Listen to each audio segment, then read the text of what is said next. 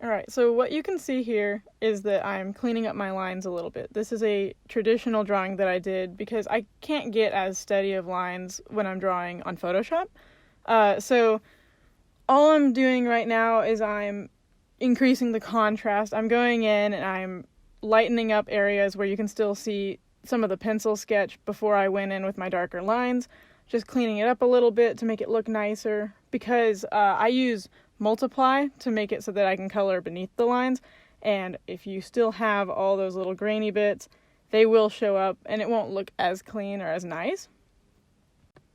The reason I'm being this meticulous about my lines and not just increasing the contrast is because with a pencil drawing such as this, you get a bit of a soft texture, a grainy texture to it, and if you increase the contrast, then you'll lose some of that definition in the lines. It'll become a lot harsher, and it just won't look as nice for what I'm going for. I really like how traditional drawings look when they're digitally colored.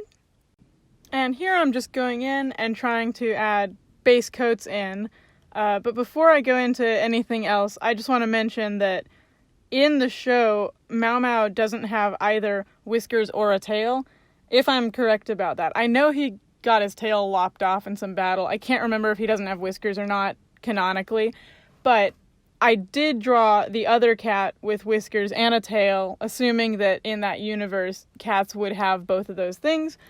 Mao Mao just doesn't, and that is explained in backstories that are talked about in the show. But for consistency's sake, I did draw his base character with a nose and the little lines inside the ear, just like the other cat that I'm coloring in right now, just for the sake of having the models be consistent. I know that when the darker colors are put in, you can barely even see them. It just seemed like the right sort of fit to have both characters have those same features. The characters that you do see here are not both from the show. The white cat is supposed to be based off of the Light Fury from How to Train Your Dragon. I love How to Train Your Dragon, and of course any black cat reminds me of Toothless, but I figured since this show is new, and I have enjoyed it so far, I should do some fan art of it, and he really reminds me of Toothless with the eye color and the look, of course not the personality, but I thought it would be interesting to have this cat put in a scenario like How to Train Your Dragon, so similar to the one where Toothless finds the Light Fury and meets her for the first time. And so I designed this cat, the white one next to him, based off of the Light Fury, and you can see here that I've gone with some more neutral tones for her cape. That was just in an effort to make her look a little more feral, a little more rugged. Mao Mao kind of looks like a cat that you would find in a pet store, you know, if wearing a little red bow or something like that, with these bright, vibrant colors that look very man-made. I wanted the Light Fury's cat to look a lot more natural and as if her outfit would blend in with the forest more. Also, I'd like to just apologize in advance for any little areas that I might miss while I'm coloring through this. When I watched back through the video again, I noticed little tiny areas where I've missed a coloration or something looks a little off. Things that I don't notice when I'm just working on it, but when I watch through a playback, yeah, I notice it. I've gone back in and touched those things up later, so in the final product they are touched up, but I know that it can be a little irritating to watch and see people miss little spots like that. Just rest assured that I do eventually clean it up a little bit. The final product won't look completely like the end of the video because I did, after watching through, touch up a few things that I thought looked a little off. Here I am just experimenting with different things. I wasn't quite sure what sort of styles I wanted to use in this, and so you can see with that ear, when I stopped adding the fur in, I smudged it a little bit. That's a smudge tool that I use that has a wet paintbrush effect on it, so it's a little more like traditional art for me, which is easier for my brain to comprehend, I guess. And in the end, that is the style I went with. I was debating between using sharp line shadows or blurring it. Okay, so here I've started to work on the background. These are 2 photos that I took in Panama on a tropical conservation and ecology course. The reason I'm doing photo manipulation here instead of coloring out a background is that I'm not super proficient in doing digital art when it comes to digital painting. I do a lot of photo manipulations on my own time just because I think they're very enjoyable to do. But I don't do a lot of digital painting because I was trained to do traditional art, and it doesn't turn out as well as I would hope for it to. And for this image, I wanted it to look as nice as it could, considering the fact that I haven't done a lot of digital painting in a while. So I figured that doing a photoshopped background like this would benefit the piece as a whole.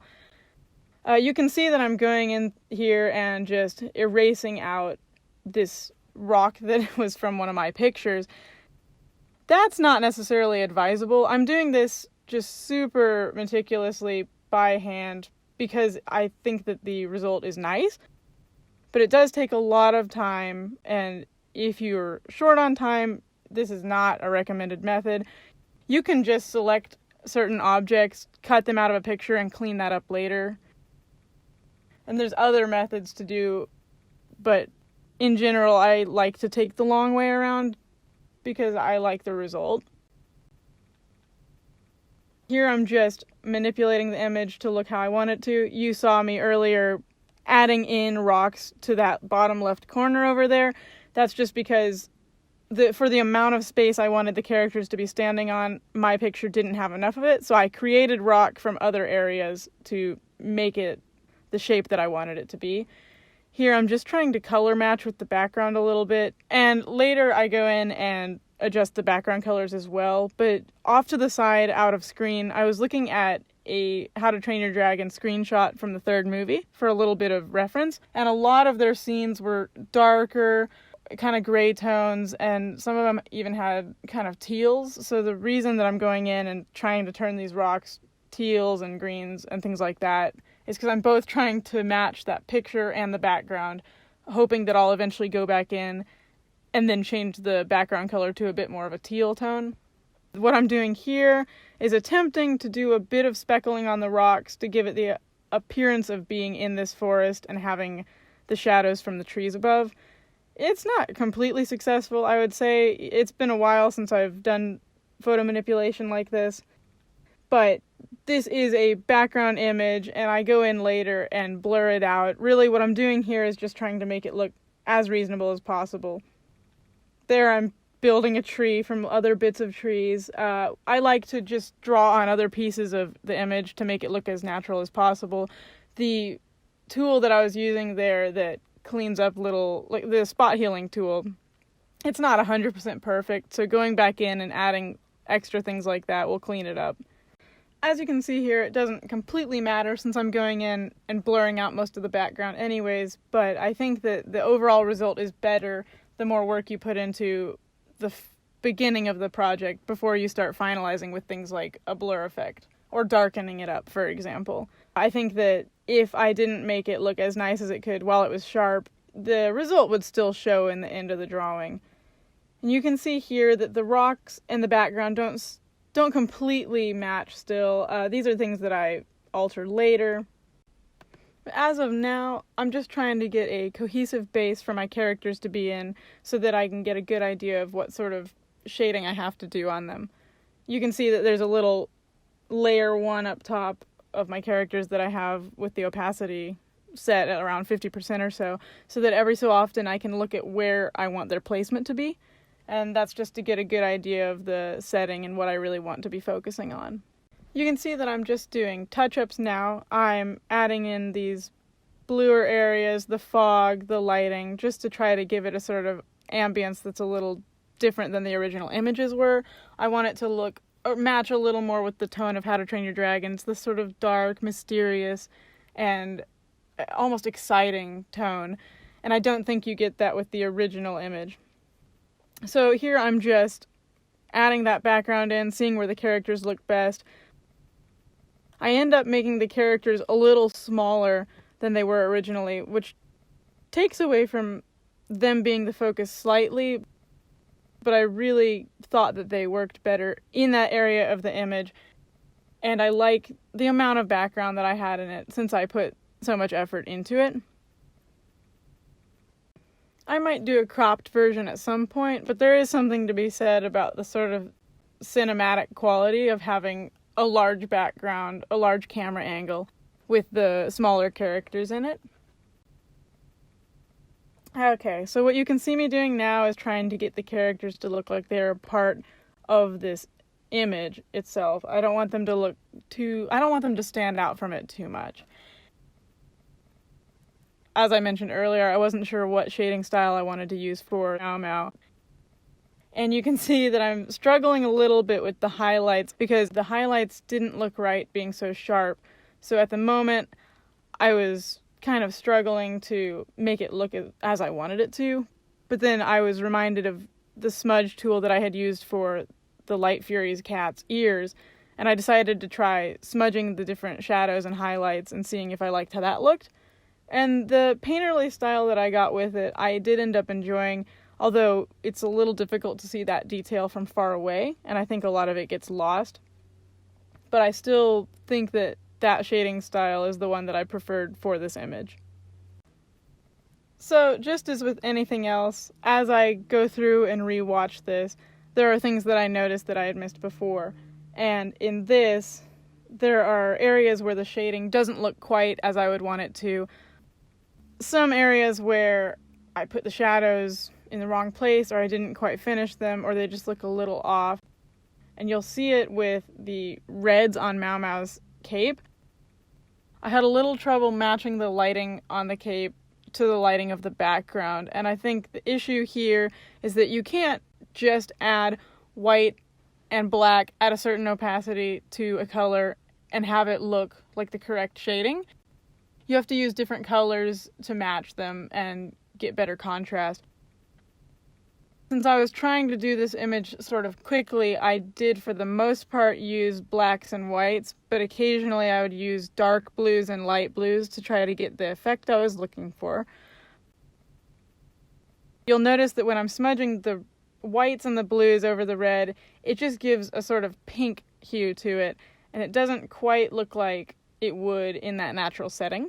And so later I went back and added a few oranges to it to give it a more dark, deep red tone than a pink tone.